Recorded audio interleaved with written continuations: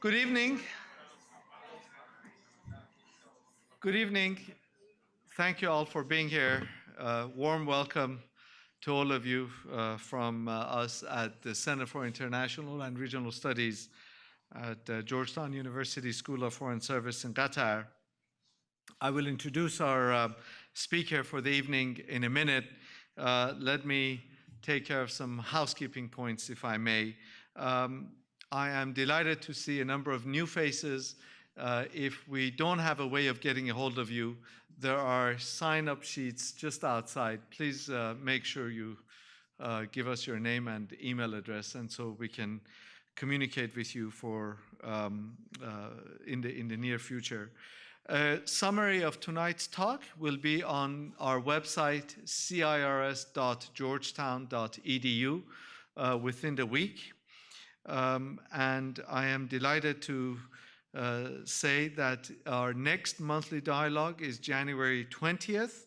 It will feature the CEO of Doha Bank, Dr. Sitharaman, who will share with us his thoughts on corporations and social responsibility, the role of corporations in social responsibility.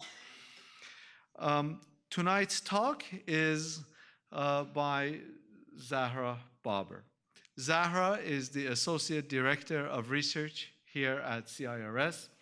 I was at a conference in Washington a couple of months ago, in October actually, in which she presented this talk, and immediately I went up to her and I said, Zahra, you've got to share this with our community in Qatar. The information that's here is very rich, and of course, being my boss, she did not agree. She said, go away, and it took some convincing, and so we're delighted that she's done this.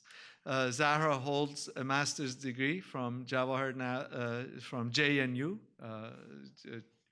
Jawaharlal Nehru University in India.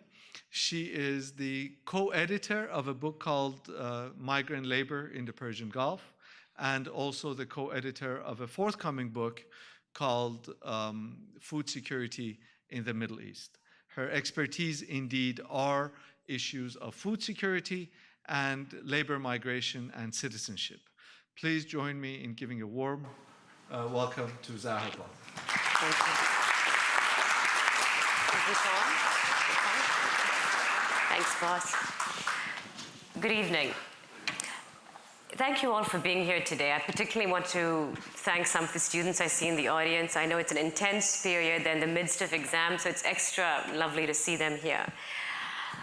It's a pleasure and privilege to spend the next half an hour or so, I hope, sharing with you some of my current research. Last night at home when I was with the children and I decided to go over the content of tonight's talk with them, my youngest son, nine-year-old, we listened with great attentiveness for some moments, went through my charts that I'll be sharing with you, and looked extremely dazzled. And at the end of it all, he sort of looked at me and says, looks like really hard work, Mama, but what's the point?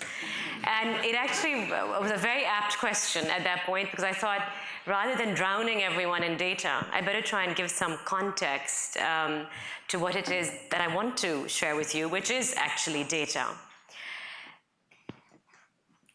We all know that the migrant population in the Gulf in general, and Qatar in particular, has increased significantly over the past few decades. In 1990, the population of Qatar stood at under 500,000. Over the course of the next 20 years, by 2010, this had increased threefold. And current estimates indicate that we're looking at somewhere close to 2 million people. And so clearly this dramatic growth in Qatar's population has been triggered by the exponential and very significant increase of the migrant population, which we see here. Although we all are aware of this large sort of demographic presence of foreigners in Qatar, surprisingly enough, we actually don't know very much about them. We don't know where they're from. We don't know a lot about where they're working, how they're integrated into the labor market. And we don't know much about their lived experiences. I know many of you must have been following many of these media stories that are right now circulating in international papers, regional and local papers, because Qatar is drawing increasing amounts of media attention related to migrants' rights, potential exploitative conditions, the stringent practices of the kafala system. But for those of you, when you're reading these articles, I hope you would remain skeptical when any one of these articles proceeds to give you particular figures that, for example, tell you how many Nepalese are working in the construction sector, or how many Indians or how many Filipinos.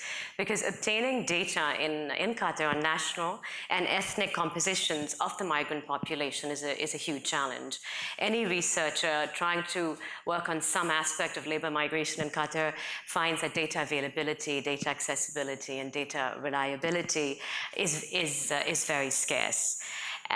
Data on migrants that's disaggregated by nationality, presented broken down by nationality, and then further disaggregated along lines of gender or age or income and educational skill levels are almost entirely absent. When I began first wanting to explore the question of the Arab community in Qatar, the Arab expatriate population, the only figure that I could find was a 2007 figure that had been put together and released publicly by the Arab Labour Office, which indicated that out of Qatar's entire expatriate population, 40% consisted of Arab non-nationals. This figure actually seemed disproportionately high because comparative data on the Arab expatriate component of neighboring GCC states indicated much lower levels. So why is it important to talk about nationality? Why does nationality matter? Why do we care where people are from? I mean, we're talking about migrants in general, we're interested in other things. Why should nationality matter? There's an increasing body of research that tells us and indicates to us that nationality actually has a direct impact on your life in Qatar as a migrant, and where you're working, what you're doing, how you experience your work, and how you experience your life. Nationality has a strong correlation with how you are integrated into Qatar's labor market. And I think I can be fairly confident if I say that I don't think anyone in this room has gotten into a Karwa cab and found the driver to be a Texan or a Swede. Sorry to combine those two for people who find it offensive. Even when occupying the same job, nationals, different nationality matters. If nationality determines differences in salary structure, in benefits, in workplace interrelations, in your relationship with your supervisor. We see much higher levels, for example, of contractual disputes arising out of certain nationalities. And limited research that has been done, I mean, colleagues at Carnegie Mellon engaged in a fairly focused and intensive exercise of carrying out qualitative and quantitative interviews of the construction worker sector here in Qatar over the previous 2 years. And they showed that if you were an Egyptian construction worker and an Indian construction worker, you would find your experience to vary greatly in terms of what you were earning, in terms of levels of remittances you would be able to send home, and just in terms of your daily lived experience. So nationality is important, and we need to know more about it. Why study the Arab community? What's important? I mean, we know the Arab proportion of the expatriate population has decreased significantly across the region in all 6 states. Scholarship on Gulf migration has said that the expatriate presence has seen a complete transition over the course of the last 4 decades in terms of ethnic and national composition. In the 1970s, region-wide, out of the sort of increasing foreign expatriate workforce, about 70 to 75% of expatriate workers were Arab, came from neighboring Arab states, and this actually seems quite logical and coherent. I mean, the Middle East is complicated geography. On the one hand, you have states like the GCC, which have abundant hydrocarbon wealth and burgeoning economic trajectories, and yet, of course, suffer from the dilemma of having very small populations which are unable to meet their labor market needs. And yet close by, not far away, you have other countries with completely different political economy, not as healthy, not as buoyant, not as oil-rich, and yet with large populations. So, in many non-Gulf states, Arab policymakers have often pushed this forward, saying, well, we supply the labor, you supply the jobs. But despite that, the shift towards non-Arab labor in the expatriate populations across these states has occurred, and it's occurred due to specific and calibrated policy making in the GCC states.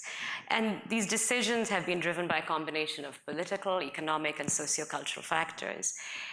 So why is it important to study this again now? Because given what's happening in the broader region, given the kind of ensuing, turmoil and political instability in some of our most densely populated Arab neighbors, you may well again see some of these concerns reinvigorated. You might see greater demand again from non-GCC Arabs to look for entry into Gulf labor markets. So that's my context. Now you're going to drown in data. But my presentation today is based specifically on data on the Arab migrant population in Qatar that I have managed to obtain from the Ministry of Labor. This is not public data. It's not in the public domain. But thankfully, as of the last couple of years, the Ministry of Labor has begun at least looking at nationality and collecting labor force data based on nationality. The data was not presented to me as broken down into different sectors. It was actually a number of 494 different job descriptions and position descriptions, which we had to then collate and create some order out of. So over the next few moments, I'm going to share some of this data with you and some of the things that I find interesting and worth knowing. So, according to the Ministry of Labor, there are currently 146,000 Arab foreign workers in Qatar. Arab expatriates comprise 13% of the total workforce. Qatari nationals comprise 7% of the total workforce, and 80% of Qatar's labor force comes from outside the Arab world. As one would expect, Egyptians consist of a huge number. In fact, Egyptians, Syrians, and Sudanese combined show the highest presence in Qatar in terms of national origin out of the Arabs, and together make up 45% of the non-national, non-Qatari Arab expatriate community. Citizens, again, of these three states, Egypt, Syria, and Sudan, also provide the largest contribution towards the Arab component of the foreign workforce. And when we combine that, they make up 72% of the Arab workforce in Qatar. So Arab foreign workers altogether in Qatar contribute to 12% of the expatriate labor force, which is significantly smaller than the 40% figure that is currently out there. So over here we see the data I have got is on 20 different countries, right? But what we have done, I've done for the purpose of this presentation, is to really concentrate on those 6 countries which numerically have components of their populations which numerically dominate. So in this slide, you see that both the percentage and the numerical breakdowns of different nationalities, and it's obviously significant to see that Egyptians comprise by far, a significantly large amount than the others.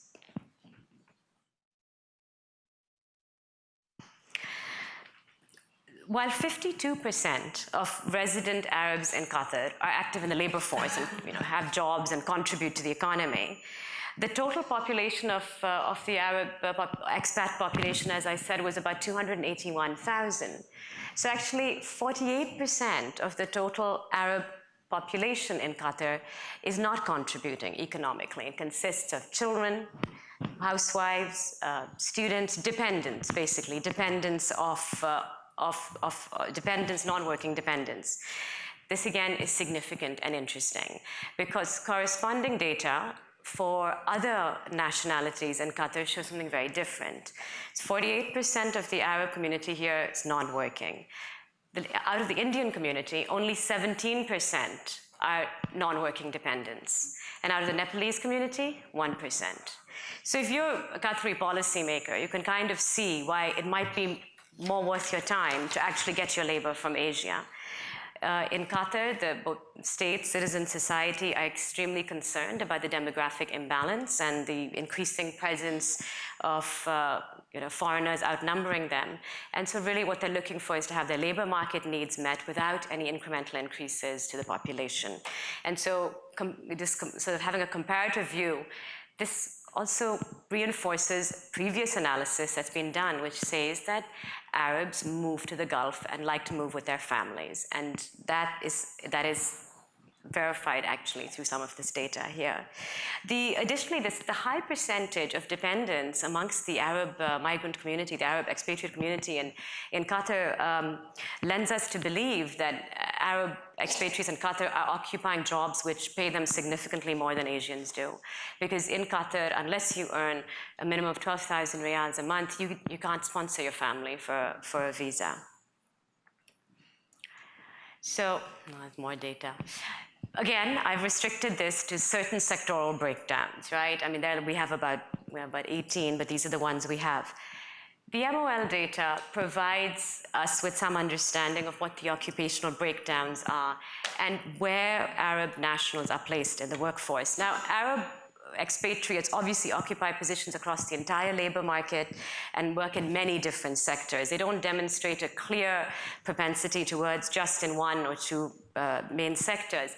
But the data does show some significant variances in how Arabs are integrated and how certain nationals, Arab nationals, are dominating certain sectors. I'll briefly run through some of this, but I hope you don't fall asleep. Egyptians make up the bulk of workers. They're working in many different occupational sectors, but they show a strong inclination of working in managerial and administrative sectors, as well as professional, scientific, and technical fields. Sudanese expatriates in Qatar are principally working in professional, scientific, and technical activities, followed by managerial and administrative sectors, and then also in law enforcement and legal services. Syrians are for the most part, actually employed in mining, construction, and manufacturing, more low-skill jobs, and then followed by professional, scientific, and technical fields. In the next few slides, I'm going to illustrate a few things that I think are interesting related to these variances according by nationality that I mentioned. Please try to not focus too much on the fact that there's a lot of red. Egypt is marked as red, and the Egyptians, comprising almost 73,000 out of 146, obviously dominate. But what I think is interesting in this slide is that the Jordanian Arab expatriate population only comprises of 6% of the Arab population. But yet, when it comes to education, the Jordanians occupy 17% of all the jobs occupied by Arab expatriates in education. The Lebanese also only make up 7% of the Arab expatriate population, but they take up 13% of jobs in finance and insurance. Legal and law enforcement activities. So Egyptians, as I mentioned earlier, make up 49% of the Arab expatriate workforce, but they make up 60% of our jobs in legal and law enforcement activities. Clearly, our Egyptian friends love maintaining law and order, or maybe they like uniforms. And then, again, over here, I think what I find interesting is looking at managerial and administrative sectors. Jordanians and Lebanese are disproportionately represented when you compare it to the proportion they make of the Arab expatriate population.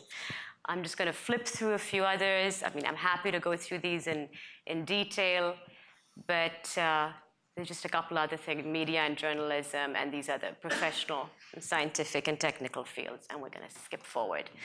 Okay, so I'm not trying to suggest that Arab workers in Qatar only work in highly skilled jobs. But there are indications that Arabs do occupy proportionately higher numbers of these jobs than we previously knew. To put this in simple terms, if you bear with me and look at this slide for a minute, the red bars indicate jobs that we would normally classify as low to low medium skill. Those are the job sectors. The other bars of combined colors are jobs that are normally considered skilled or high skilled. So again, like education, media journalism, finance, professional positions. And if you look at these 6 countries indicated, except for Syria, which is in the second bar chart, whatever, which actually demonstrates that quite a few Syrians are working in lower sectors or lower income, lower skill sectors of the economy. For pretty much all the other Arab states indicated here, 40 to 50% of them are working in the skilled sector. And then there's some quite startling results. If you look at Lebanon and Jordan, I mean, 88% of Jordanians in Qatar are working in skilled or high-skilled positions, and about 81% of the Lebanese are working also in highly skilled positions. For comparative purposes, I've picked 4 sectors. The first one is mining, construction, and manufacturing combined. Again, this employs the bulk of the migrant labor or the foreign workforce in Qatar, almost 700,000 jobs. Education, finance, and professional and scientific sectors are all much smaller in terms of the real numbers. But there's something interesting about how expatriate Arabs are integrated in these 4 sectors. Out of the Arab states, only 2, Egypt and Syria, actually demonstrate sort of significant levels of their citizens participating in mining, construction, and manufacturing. About 8,000 Egyptians and 3,000 Syrians work in that sector. Arab migrants of 17 non-GCC Arab states combined make up just over 14,000 jobs out of 700,000 in that sector. So just 2% of the jobs occupied, all those jobs occupied by foreigners in mining, construction, and manufacturing are taken up by Arabs, despite the fact that they're 12% of the expat population. So based on this entire data set, actually less than 10% of the Arabs work in lower income sectors. And my last slide.